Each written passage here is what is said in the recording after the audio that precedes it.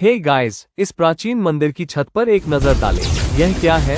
इसका क्या मतलब है? इस पैटर्न के बारे में आपका क्या कहना है? ध्यान से देखो, इन जगहों पर कुछ लिखा हुआ है। क्या ये अर्थहीन ग्रंथ है? ये मंदिरों में क्यों पाए जाते हैं? इस पैटर्न के बारे में क्या कहना है, जो फिर से एक प्राचीन भारतीय मंदिर में पाया गया है?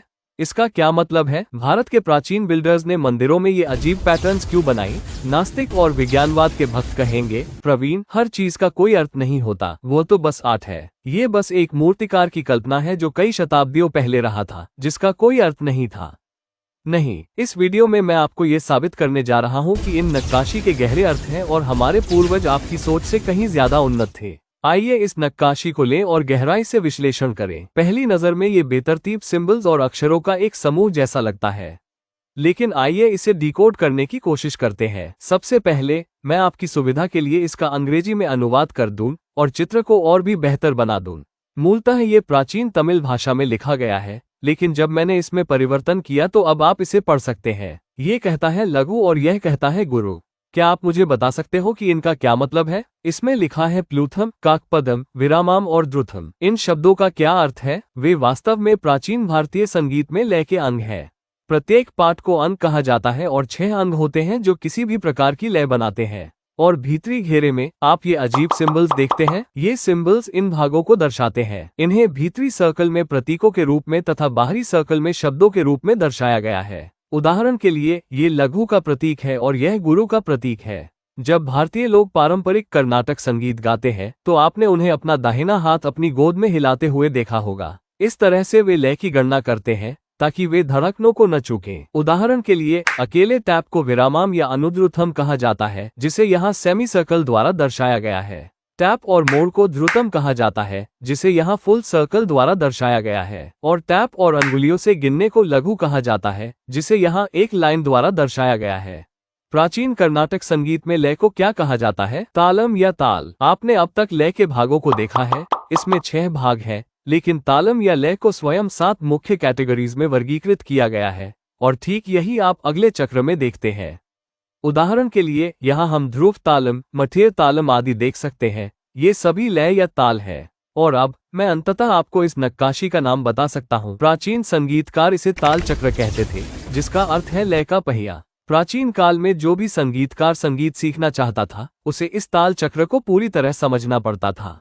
याद रखिए, प्राचीन भारतीय मंदिर सिर्फ पूजा स्थल के रूप में नहीं बनाए गए थे। इन मंदिरों में कला और विज्ञान की जानकारी का संसार छिपा है, लेकिन हम उनका अध्ययन और समझ नहीं रहे हैं। इस पॉइंट पर जो लोग सोचते हैं कि मंदिरों में विज्ञान या कला के बारे में कोई जानकारी नहीं है, उन्होंने पहले ही यह वीडियो बंद कर दिया होगा, क्योंकि यह उनके लिए समझने के लिए बहुत जटिल है। यहाँ तक कि एक एवरेज व्यूअर भी यह सोचकर वीडियो देखना शुरू करता कि ये अर्थहीन नक्काशी है। लेकिन अब नक्काशी में इतना अधिक अर्थ छिपा है कि उसे पूरी तरह समझना मुश्किल है। लेकिन यहाँ और भी जानकारी निहित है। उन्होंने प्रत्येक लय को सिंबॉलिक रूप में दिखाया है, लेकिन यह इन भागों से बनी है। यही बात इसे इतना जटिल बनाती है। इन तालों या लय को उनके अपने सिंबल्स के साथ नहीं दिखाया गया है, बल्कि उन्हें यहाँ उकेरे गए लय के हिस्सों का उपयोग करके दिखाया गया है। उदाहरण के लिए, एक तालम नामक ये लय लघु के सिर्फ एक भाग से बनी है, लेकिन ध्रुव तालम नामक अगली लय 1011 रेखा वृत्त रेखा रेखा से बनी है। इसलिए एक लघु, एक ध्रुतम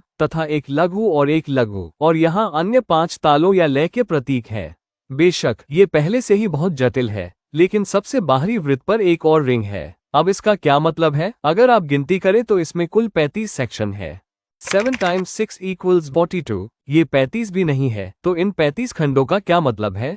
ये जानकारी इस वीडियो के दायरे से परे है। वास्तव में यह इतनी जटिल है। यदि आप वास्तव में जानना चाहते हैं, तो मैंने इसका एक्सप्लेनेशन मेंबर्स ओनली सेक्शन में प्रकाशित किया है। यह अत्यंत जटिल है, भले ही आपने प्राचीन भारतीय संगीत प्रणाली कर्नाटक संगीत सीखा हो। यदि आप वास्तव में ये समझना चाहते हैं कि इन 35 चीजों का क्या मतलब है और ये सभी आपस में कैसे जुड़ी हुई हैं, तो आप ज्वाइन बटन पर क्लिक कर सकते हैं। लेकिन कृपया ये समझें कि प्राचीन भारतीय मंदिरों में की गई नक्काशी सिर्फ नक्काशी नहीं है, बल्कि वो खजाना है।